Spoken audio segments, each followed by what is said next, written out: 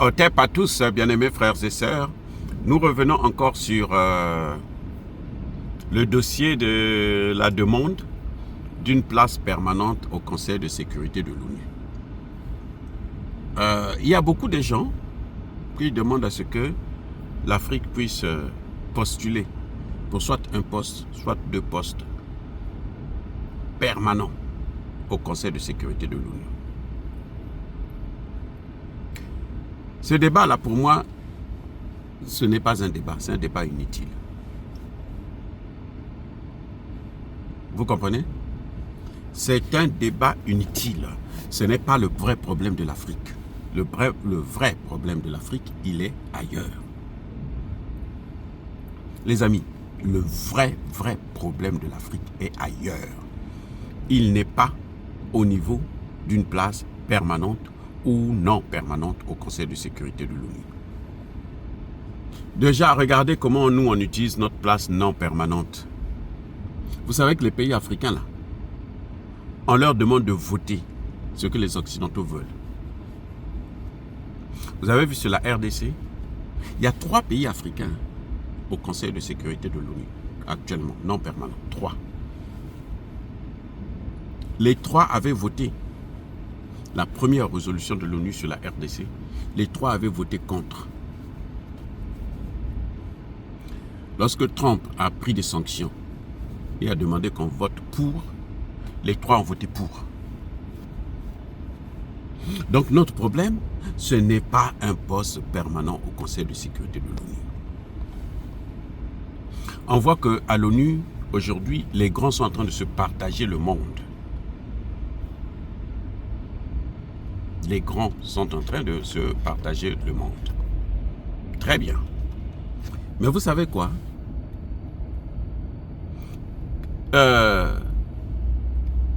On a vu pour la résolution sur l'Ukraine. Les Européens ont introduit une résolution. Ils ont demandé à ce que l'ONU impose un cessez-le-feu et que la Russie puisse se retirer des territoires occupés. La Russie a voté contre, les États-Unis ont voté contre. Les États-Unis ont pris cet amendement et ils l'ont, cette résolution, ils l'ont amendée. Ils n'ont même pas parlé du territoire. Même pas. C'est-à-dire que c'est comme si le territoire n'avait pas existé. On peut régler le problème sans les territoires. Les territoires, là, on n'en parle plus parce que ça appartient à la Russie. Je répète, les territoires, là, on n'en parle plus parce que ça appartient à la Russie.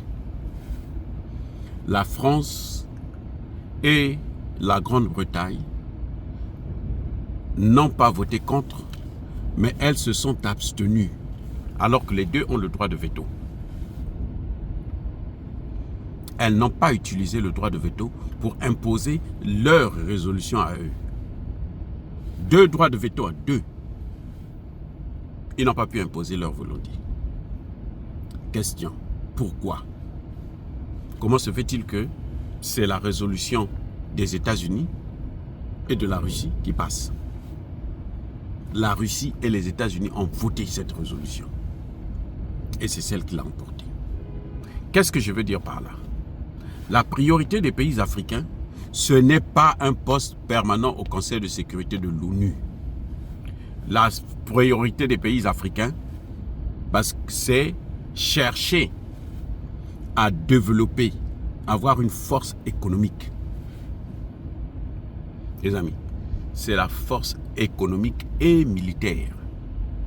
Mais surtout économique. Parce que militaire, là, ça commence à être dépassé. Vous voyez, l'Iran aujourd'hui peut battre la France. L'Iran aujourd'hui peut écraser la Grande-Bretagne. L'Iran aujourd'hui peut faire disparaître la Belgique. Donc le problème c'est quoi? Le problème c'est économique d'abord. Les pays africains, là, nous devrons renforcer, travailler dur pour développer nos économies, pour être puissants économiquement. Et là, le veto là, ça s'imposera tout seul. Ce n'est pas quelqu'un qui va dire, bon, donnez-leur le droit de veto, ne leur accordez pas le droit de veto. Non, ce n'est pas comme ça. Seuls. Ils vont dire, oh, mais vous savez, oh, mais eux là, ils ont besoin d'un droit de veto. Eux là, il faudrait qu'ils soient au Conseil de sécurité avec un droit de veto parce qu'ils ont beaucoup d'argent. Parce qu'il faut financer les opérations. Parce qu'il faut ceci, parce qu'il faut cela. L'Afrique a toutes les matières premières. Donc l'Afrique a tout pour se développer. Mais elle ne se développe pas. Regardez les pays francophones qui utilisent le franc CFA. C'est le moment de sortir du franc CFA. Le Sahel, c'est le moment de sortir le franc CFA puisque Trump n'a pas besoin, veut écraser l'Europe, veut anéantir la France. Donc il ne peut pas vous faire un blocage pour la création d'une monnaie africaine. C'est ça le problème. Ce n'est pas le droit de veto. Le droit de veto là, c'est rien du tout si vous n'avez pas une force économique.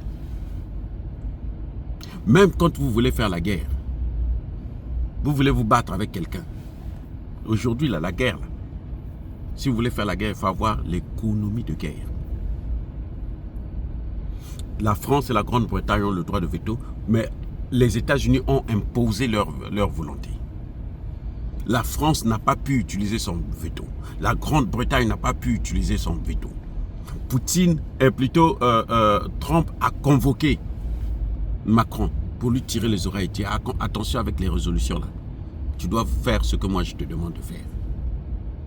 Et là, on vient de convoquer maintenant le Premier ministre britannique pour que lui aussi puisse s'aligner sur la résolution de Trump. Voilà la force, parce qu'ils ont l'argent. Comment pouvez-vous aller faire la guerre si vous n'avez pas les moyens pour acheter des armes ou pour fabriquer des armes? On doit développer une industrie militaire, mais pour faire ça, il faudrait qu'on ait l'argent. Pour faire ça, il faudrait qu'on sorte du CFA. Pour moi, je crois que c'est le moment, le meilleur moment aujourd'hui pour que les Africains puissent se libérer complètement des pays européens. Parce que ce sont les pays européens qui sont à l'origine de notre retard. Ce sont eux qui nous ont pris en esclavage, colonisés, néocolonisés. C'est vrai que les États-Unis veulent maintenant prendre la place, mais ça, on peut gérer ça. Parce que maintenant, il y a la Russie, il y a la Chine qui sont une alternative, il y a les BRICS qui sont une alternative, et les États-Unis ne veulent pas se mettre à dos la Chine et la Russie. Oui, donc la place permanente au Conseil de sécurité, on va seulement manipuler encore les Africains. Ce serait même plus dangereux parce qu'ils vont entraîner le monde dans une guerre mondiale.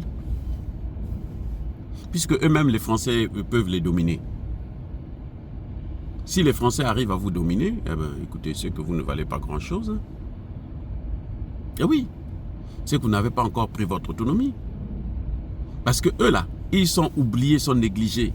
Personne ne les écoute encore. C'est fini.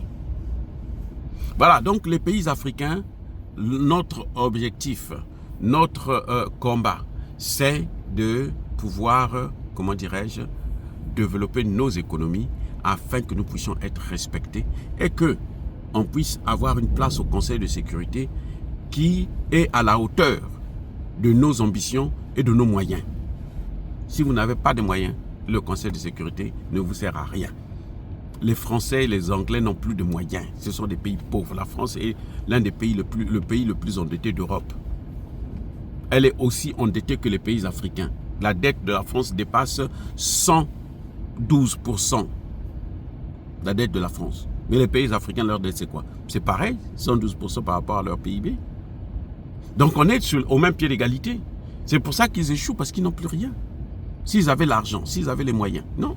Macron est venu lui-même demander à Trump, nous on veut intervenir en Ukraine, mais on veut que tu nous garantisses la sécurité, tu nous protèges. On veut que tu nous donnes la logistique. On veut que tu donnes l'argent. On veut ceci, on veut cela. Trump a dit non, je ne veux pas.